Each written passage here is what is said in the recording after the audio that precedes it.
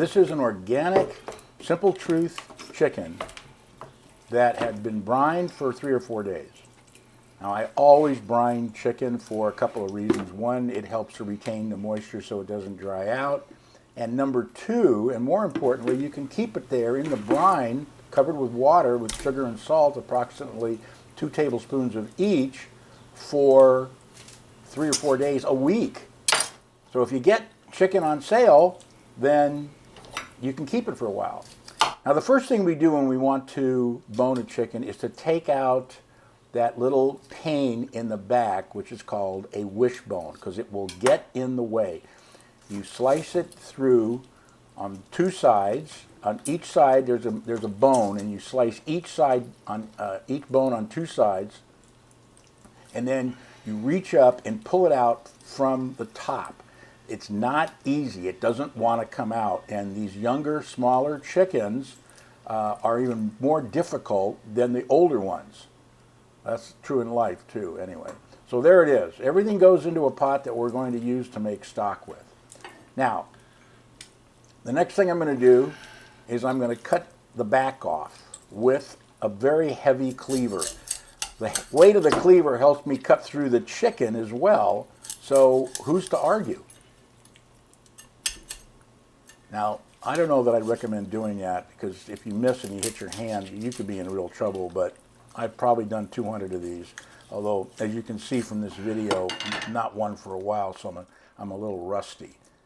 Anyway, we're going to basically take the back off and throw that into the pot. Notice that I'm not using the knife very much, and you don't do that when you're boning anything, actually, because the best tools you have are the ones you were born with. Your hands. Now, we're going to take out the breast. What's important about this is that most of it is going to be done with your fingers. All right? Now, you're going to slice like here to get it started, but then you're going to use your fingers to basically separate the meat from the bone. That's the whole point of boning anything, is you want to separate the meat from the bone. And it's a lot easier to do what I'm doing there with my thumb and my forefinger, and once in a while cutting just to make a spot there to get my finger in there, to just force it out off the bone. That's all you're doing, is you're forcing it off the bone. You're not cutting anything, because as soon as you start cutting, you're going to leave some meat on the bone. Now, that's not a problem. Some people, when they first start to do this, they get all paranoid about leaving meat on the bone. Total waste of time. You're going to leave meat on the bone, and it's okay, because to try to get it all off is ridiculous. And secondly, when you're making that nice chicken stock, that meat is what gives it its flavor. So notice what we're doing here. You know, I'm trying to separate the back that was left over from the thigh bone. All right, and the best way to do that is to crack the bone. So we're going to just hold on to it and keep twisting it until it cracks, and then just cut it right at the knuckle, right there at the joint, and then put it in the pot. Now we're going to work on the breast, and the same philosophy abides here, okay? You're going to use your fingers more than you're going to use anything else, because what you want to do is separate the meat from the bone, and it's easier to do that with your fingers. Now right here, I've got that breastbone with that annoying piece of cartilage that's a large, long triangle at the end, and I've got a few little extra pieces and a few extra bones that I missed the first time, and you got to be careful of those. So there you go. We're on target now, you know, and I'm using my fingers to separate the meat, except when I can't get through some, you know, membrane. All right, then I cut the membrane just enough to get my finger in there, and then I use my finger to separate, usually my thumb because it's stronger, separate the meat from the breastbone, and then just pull it out. Now, once in a while, the whole thing comes out. In this particular case, it didn't, and that happens. And then on top of that, when I went to cut it out, I didn't cut it all out, so I had to cut a little bit more, and even a little bit more. And I did something that I shouldn't have showed you, which is point the knife at my hand, which I always tell people you never do, but, you know, I was in a hurry. So anyway, so there you have it. Now the breastbone's out. And the next ones that we have, well, actually, look at that, a little bit more is there. Those little suckers tend to want to stay there. But we don't want that. Not that it's hard, but, well, it is hard, but it's not edible.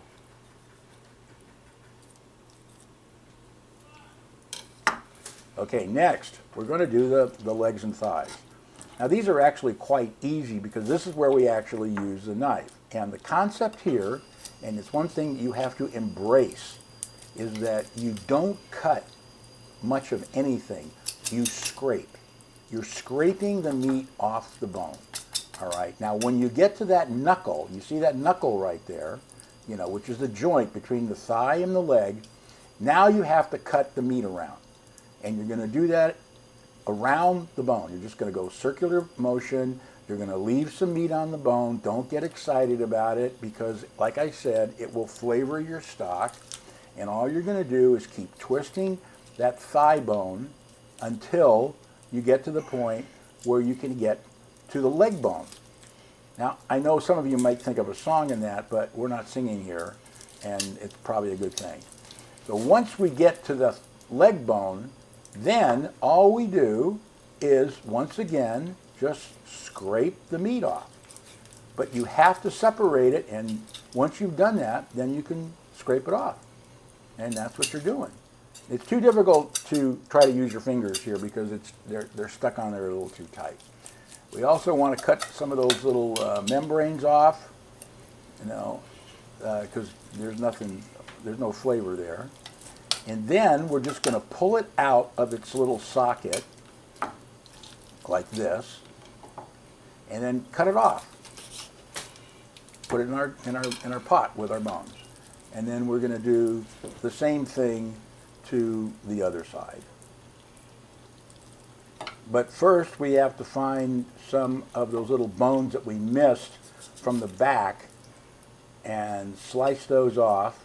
Try to keep the skin intact because you want that either inside or outside. On the outside to keep it sealed, on the inside to provide a little bit of fat for flavor, because I hate to be the bearer of bad tidings, but fat is where all the flavor is.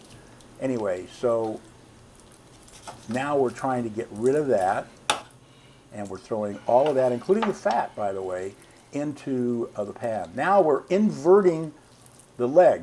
Okay, remember we had the leg inside out, and now we're putting it outside in, or putting the outside together there. And now we're going to cut it just one side to flatten it out, and you'll see why we do that when we roll and tie the chicken. So now that's all done, and we've made it a little bit more easier to deal with.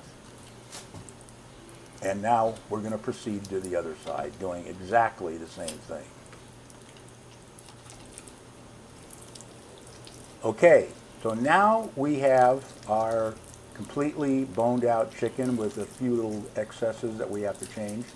The problem with chicken is, as you can see, the ends are the thighs and the center is the breast.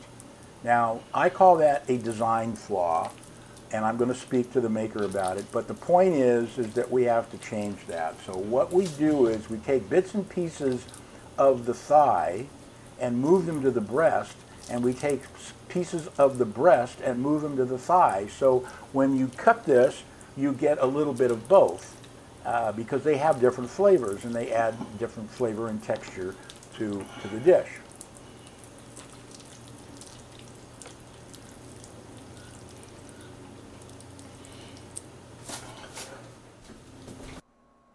Okay, now what we're doing here is we're pounding it. And the reason why we're pounding it is because the breast part is a little thicker than the thigh.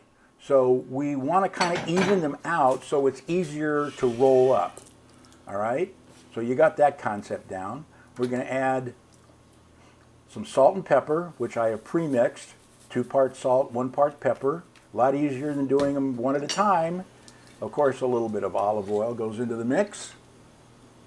And then we'll put on our stuffing, which is composed of 1/4 cup of breadcrumbs, 1/4 cup of Parmesan and Reggiano cheese mixed, and 3 anchovies and 2 garlic cloves that have been pounded together. And then we mix them all up, and then we will very carefully, but not completely successfully, pour them onto the chicken, because they don't do what you want them to do, so you kind of have to help them along. And I'll show you what I mean. So we're going to just pour it in the center. Okay, try to get the anchovies out if they're pieces, and leave them, you know, close to each other or far enough apart to where they all season at the same time. It's not really that important, because they're going to melt anyway, and season it from top to bottom and left to right. Once we got that in there, then we're going to roll it up. Now, as you can see, I've started to roll it up from the wrong side, the side that's the largest. You need to roll it up from the smaller side, the side that's thinner, because then it's going to roll easier, and it's going to be able to wrap around the other side. So as you can see, I saw the error of my ways and decided to do it correctly. Now, this is not an exact science. A little more olive oil, and that will help the stuffing from oozing out, because it's dry, because it'll get a little wet. Now, this is not an exact science, okay? I mean, you're going to have some stuffing fall out, an anchovy or two, and you're going to get upset, and it's really okay, because we'll put it back in. And I'll show you in a second how we're going to do that. Okay. So now we're rolling it up very carefully, and let's face it, it sort of looks like hell. You know, it doesn't look very appetizing, but give me some time, and we'll correct that. The next thing we're going to do is we're going to tie it up. Now, I've already got my string ready, and hopefully it's enough, and if it's not, we'll deal with it. What I really want to do is go around twice, you know, make it a 2-time run. I'm not a butcher, so I don't know how to do this very well. If you like, you could go out and find a butcher to do it for you. I don't know what he'd charge, but that's not my problem. Anyway, so we're going to now very carefully, and eventually, there was a piece of anchovy, by the way, and a couple more that we're stuffing back in there because they escaped, and we can't have that. So now we're going to very carefully slide the string under our chicken and wrap it around, and then proceed to tie it up. And it's going to look a lot better after it's tied, because we forced it to be a little tighter and a little smaller. And that's what cooking's all about. You force food to do what it's not naturally meant to do, and keep it that way. See, as it gets tighter, then it has more of a singular shape, and it's going to look a lot better when you slice it and put it on somebody's plate, which of course is the final frontier here, right? So, as you can see, I've given myself just enough string to tie one end to the other. Normally I'd like to go back again, but I didn't do that. So, but you always leave enough string in the first knot to make sure that you can tie it with the end of the at the end of the rainbow there. All right. So there you have it. All right. We have now tied it up, and we're ready to rock and roll.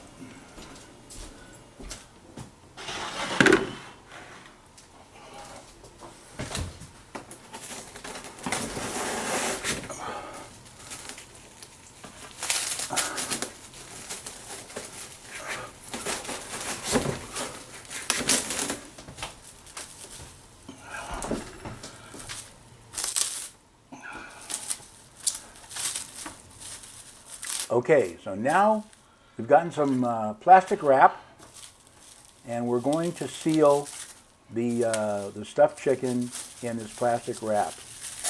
We're going to use 2 pieces of plastic wrap because that's what it's going to take, because we want to make sure that the juices don't escape from the chicken, which is usually a problem, even in a chicken that's raw like that, because we're going to cryovac this in a food saver. Okay, the first thing we have to do is seal a bag big enough to hold our chicken. And we've done this enough times to know how big that bag has to be. So we roll it out, we cut it off, and then we seal one end.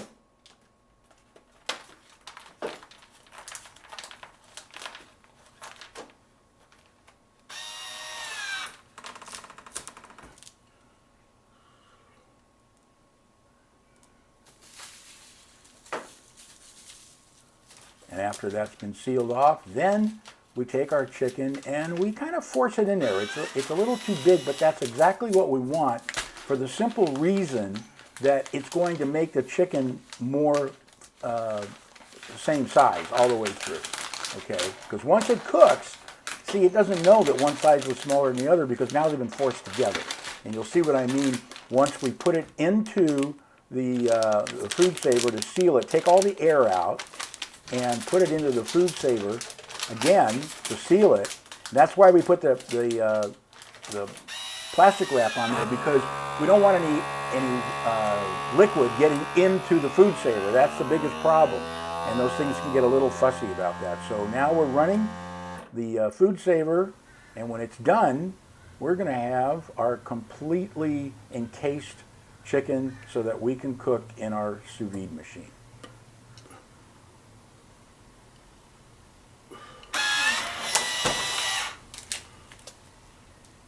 And there you have it.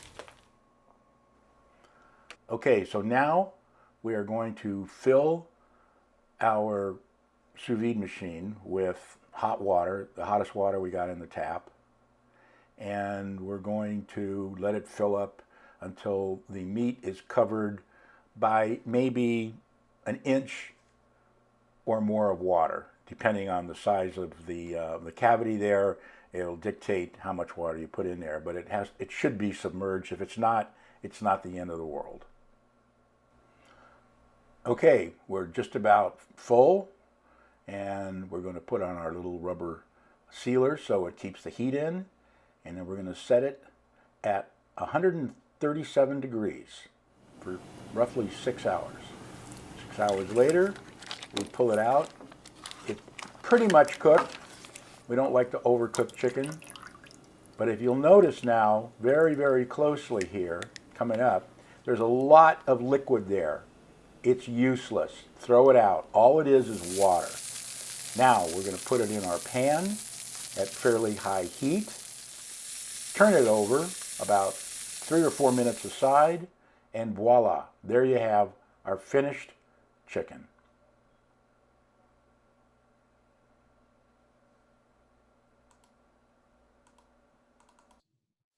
Okay, there's a few things I need to explain. First of all, if you don't have a sous vide machine, you can't use one, unless you want to borrow one or something anyway. That is the best way to cook a lot of things, especially this dish, because you never have to worry about overcooking it. Now, you can try to put it in water. You have to have it submerged in water, which means you really need to use some sort of like a food saver or one of those cryovac machines, because you need to submerge it if possible. If not, you could probably get away with it if you got as much air out of a plastic bag as possible, and maybe double bag it to make sure no water gets in.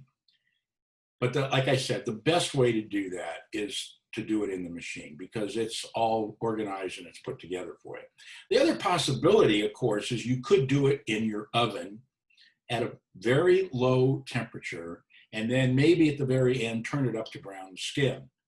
Or you could brown the skin first and then put it in for at a very low temperature for, I don't know. I mean, I can't tell you. In my oven, I would say I would go down to about 180 degrees, probably take an hour to an hour and a half, maybe even 2 hours. You just keep checking the temperature. Now, the beauty about using a sous vide machine, unlike roasting in the oven, when you're roasting at the oven, you're roasting at a much higher temperature than you want the finished product to be. So the outside is going to be hotter and it's going to keep cooking the inside. When you're using a sous vide machine, the temperature is the same all the way through. So it's going to be medium rare from the very top to the very middle. And that's a beautiful thing. Now, if you're going to use the oven to do that, then you're going to have to play with it. I mean, you're going to have to take it out and take its temperature every now and then, and take it out when the temperature isn't as high as you want it to be, because it will continue to cook. Now, a lot of recipes screw up chicken more than anything else because they say, oh, you have to have it 165. Total nonsense. All bacteria is killed at 135. Okay, any bacteria that lives beyond that is going to kill you anyway, so don't worry about it. The fact is, chicken needs to be slightly pink on the inside, and that is about 140. I set it at 137, so I give myself a little room for when I browned it in the pan, and it still was probably a little higher than I'd like it. But you get the idea. So try not to overcook anything, especially fish and chicken. And if you do, don't invite me. Anyway, that's our show for today. I hope you enjoyed it. We'll have more later.